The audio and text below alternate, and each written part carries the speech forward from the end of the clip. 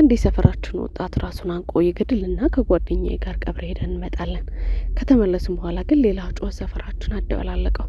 ዘልዬ ወጥቼ ማተብኩ። ቀብሩን አብሮኝ የሄዱ ጓደኛዬ ቤት በር ላይ ነበር ግርግሩ። ስበር የሰውን ጋጋታ አልፌ ወደ ግቢ ስገባ ጓደኛዬ ገመዱን ይዞ ከሰፈር ወጣቶች ጋር ካልሞትኩ እያለ ሲታገል አየሁት። ያየሁትን አላመንኩም። በብዙ መከራ ካስቆምነው በኋላ ሁሉም ሲረጋጋ ምን ሆነ ነው አልኩት። ቀንቼ ነው አለኝ እንዳቀረቀረ። የምን ቅናት በማ አልኩት በመገረም። ቀን በቀበርነው ልጅ ነዋ ብሎኝ ረፍ አማተብኩና በሞተ ሰው ያውም ራሱን ባጠፋ ሰው እንዴት ይቀናል አልኩት። እናቱ ልጄ እያለች ስትንፈራፈር ቤተ ዘመድ ሬሳውን አንቆ አለቅም ሲል ጓደኞቹ ስሙን እያቆለባበሱ ሲጠሩት ሁሉም ሰው ሲያለቅስለት አይቼ ቀናው። እኔ እኮ እናቴ ከተፈጠረ ትዝ አልላትም፣ ረስታኛለች። አባቴም ቀና ብሎ አይቶኝ አያውቅም። የት ወጣህ የት ገባህ የሚለኝ የለም። ጓደኞቼ እንኳን ለእኔ ትኩረት አትሰጡኝም።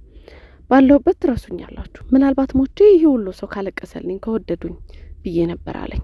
በሰዓቱ የጅል ሀሳብ መስሎኝ አልመለስኩለትም። ትንሽ አረጋግቼው ብቻ ቤት የገባሁ። ወሬው ግን ሰላም ነሳኝ። አለመወደድ ለካ ሞት ያስናፍቃል። መረሳት ለካ ከመቀበር በላይ ነው። ወድሃለሁ አለመባል ለካ ከመኖር ያቃቅራል። ለካ ከቀብር መልስ ብዙ ሞትን የሚመኙ በሟች የሚቀኑ ሰዎች ጋር ነው ወደ ቤት የምንገባው።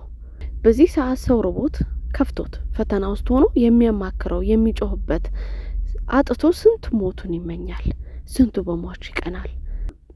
የኛን ወድሃለሁ የሚጠብቁ በሞት የሚለቀስለትን የሚቀና እኮ አይጠፋም። ፍቅር የራበው ትኩረት የተነፈገ እንደሌለ የሚቆጠር ሰው የናፈቀው ሰው እኮ ዙሪያ አለ።